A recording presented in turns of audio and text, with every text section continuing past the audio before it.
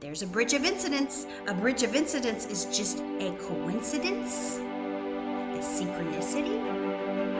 Man, it may suck, but look what happened. When COVID hit, I started my YouTube channel. My videos crappy? Absolutely they were. But guess what? I'm comfortable now. I'm in the zone.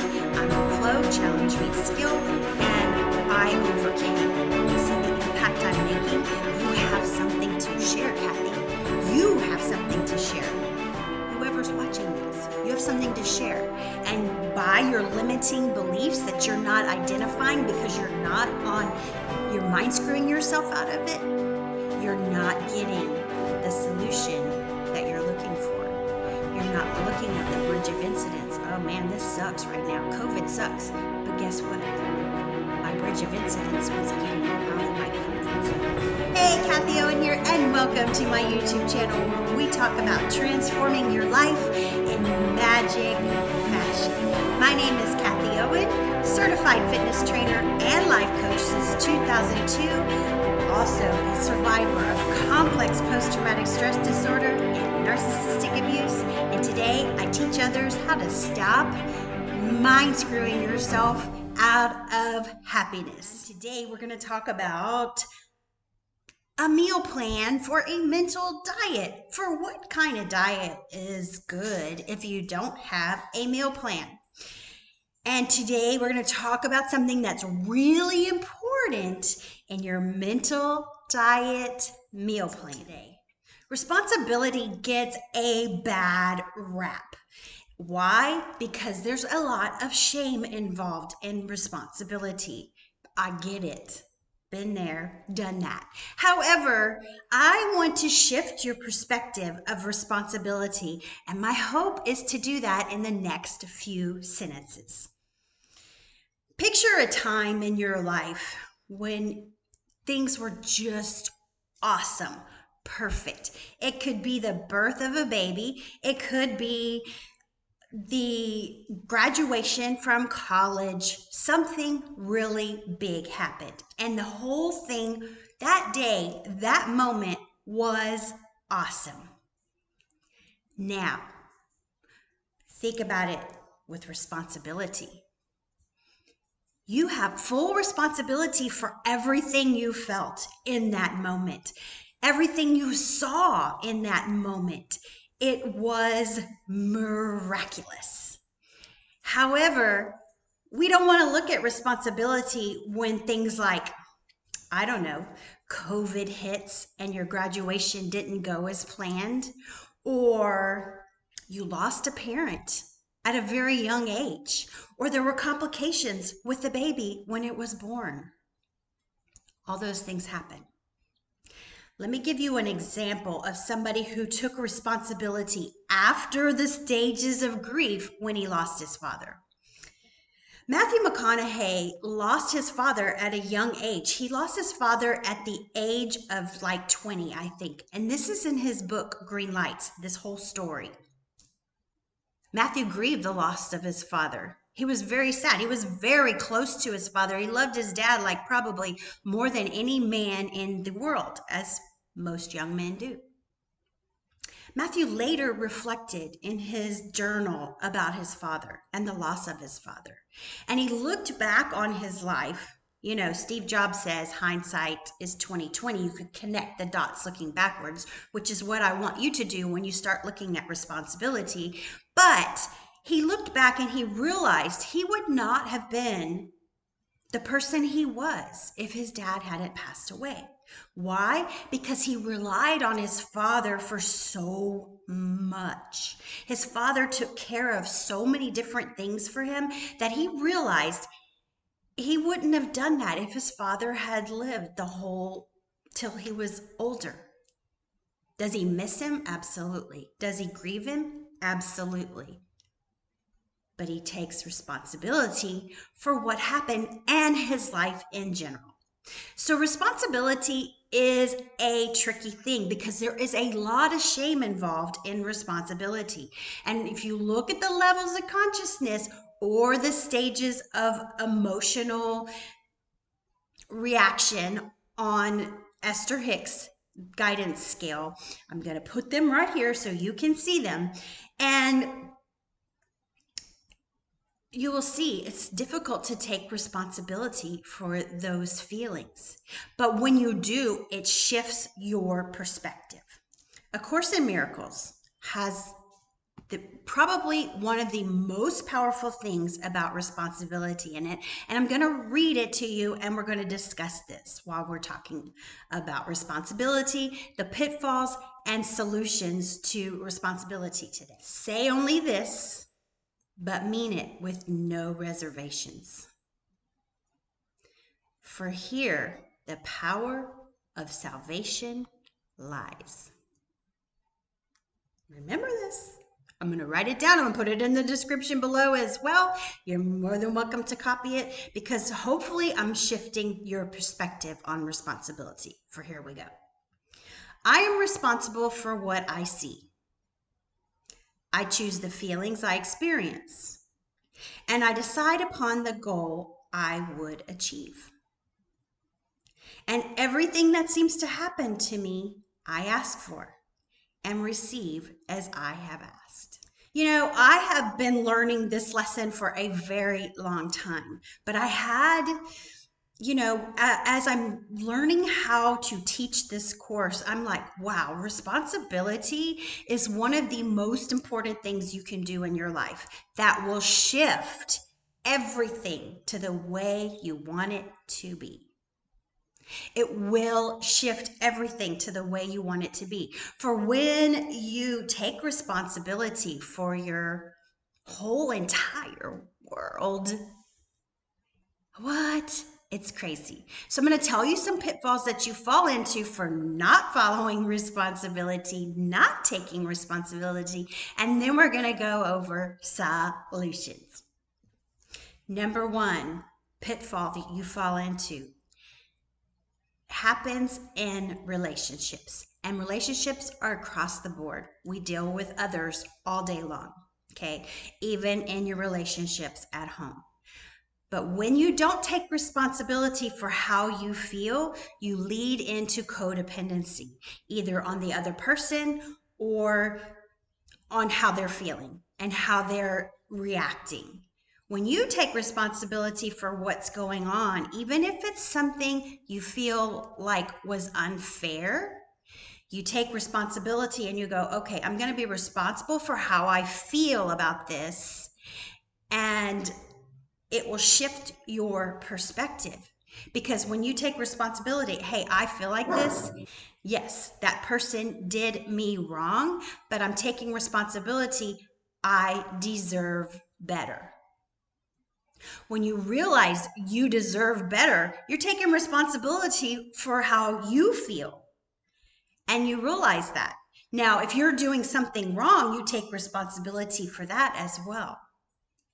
So it doesn't lead to codependency in relationships. You're not dependent on how that other person is going to behave and act. You're responsible for how you feel and how you act.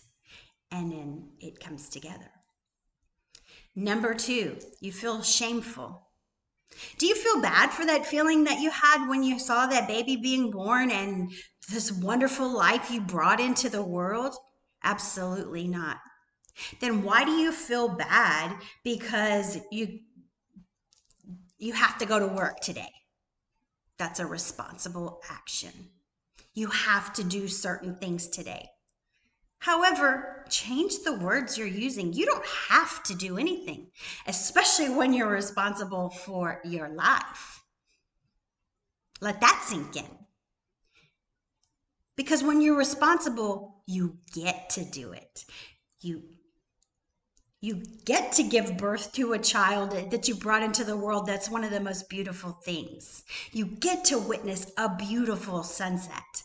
That whole sunset that you're looking at, you're responsible for. And you're responsible for your feelings that you feel. That's easy to feel responsible for.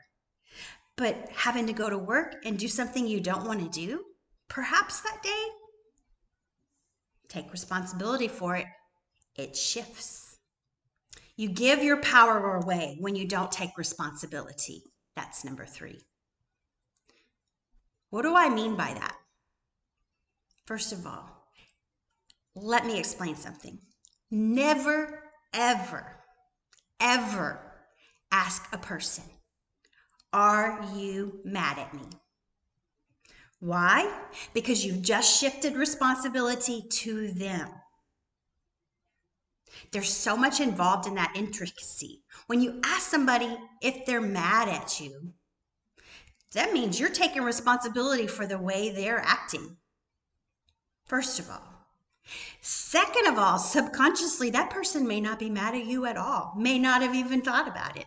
Oh, but you just put the idea in their head and they're like, oh, maybe Kathy did something I should be mad at.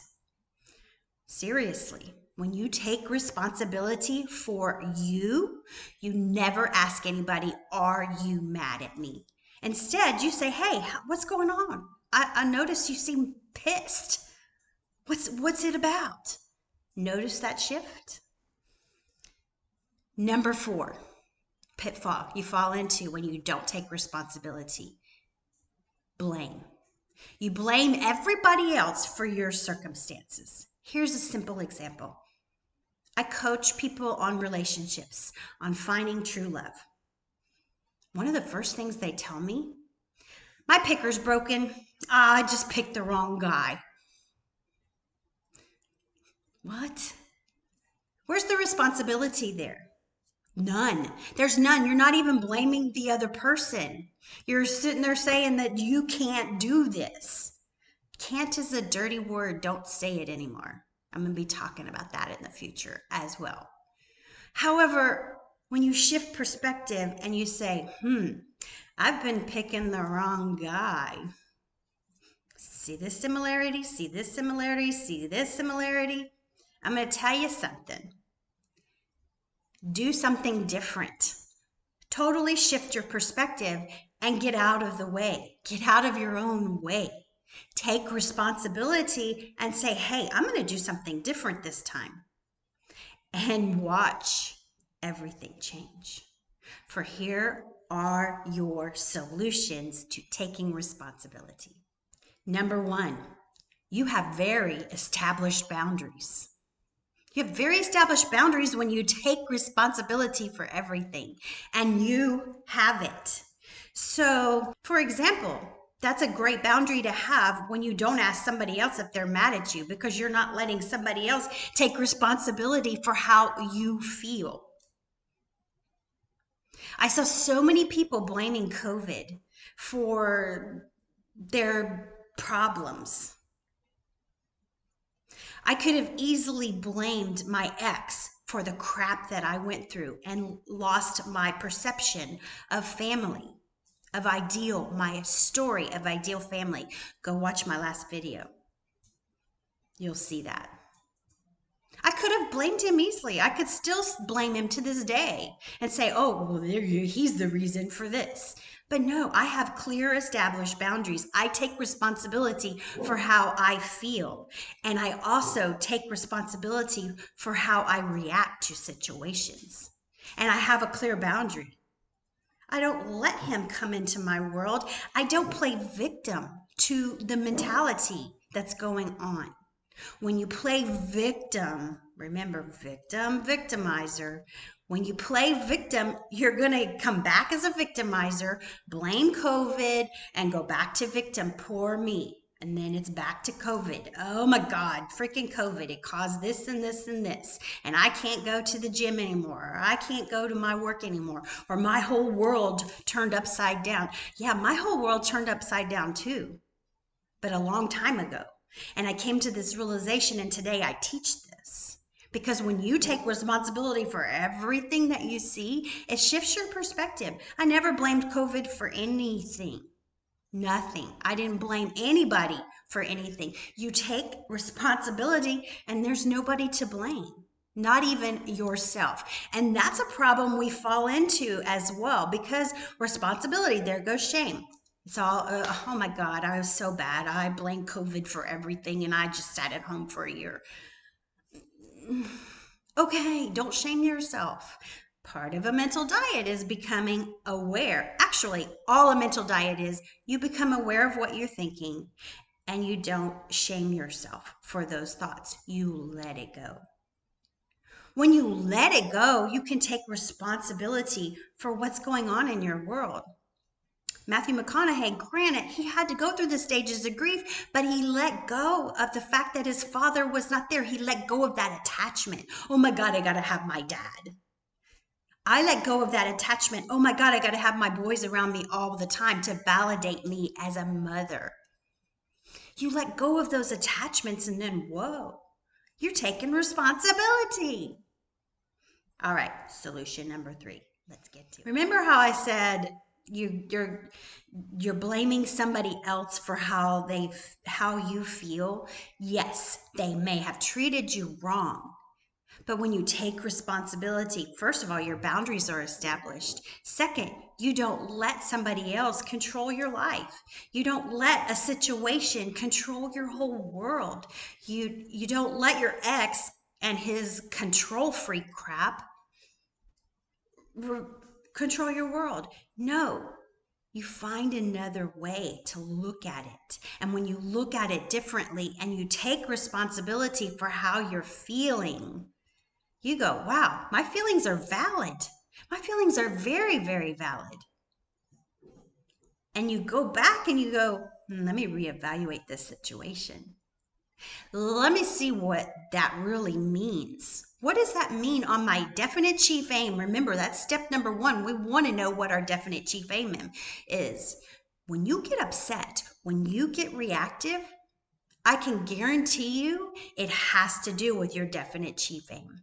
It will go back to that. And when you really study the situation, what's going on, and you take responsibility, you go, oh, there's a bridge of incidents. A bridge of incidents is just a coincidence, a synchronicity. Man, it may suck, but look what happened. When COVID hit, I started my YouTube channel. Were my videos crappy? Absolutely, they were. But guess what? I'm comfortable now. I'm in a zone. I'm in flow. Challenge meets skill. And I overcame. I did not want to get on video. I did not like being on video.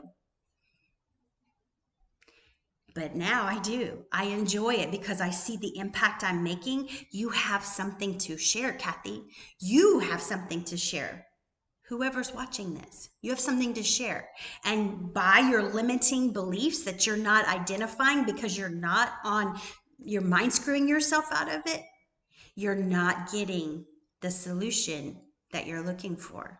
You're not looking at the bridge of incidents. Oh man, this sucks right now. COVID sucks. But guess what? My bridge of incidents was getting out of my comfort zone and getting on camera and starting my YouTube channel with only 2 people following me, my mom and somebody else. And even to this day, there's not that many people following me, but my stuff is out there. It's out there, and YouTube is an evergreen type content. It's always out there. You never know. You never know. You have something to share, share it. Get out of your comfort zone, take responsibility for it, and get out there and do it. Number 4, and I kind of touched on this already, but you have no one to blame. Nobody's to blame, including yourself. For go back to when that great, awesome moment happened where everything was awesome. Were you going to blame somebody because you felt great? No. Were you going to blame yourself because you felt great? No. Does something suck sometimes? Abso-freaking-lutely, it'll suck. But you're not going to blame anybody for it. You're going to take responsibility for how you feel. And you're going to go, oh, this contributes to my definite chief aim. This is a bridge of incidents. I may not like it right now, but it's pushing me out of my comfort zone so I confront that situation and I get what I deserve. Because you deserve happiness. You deserve the best. And that should be your definite chief aim.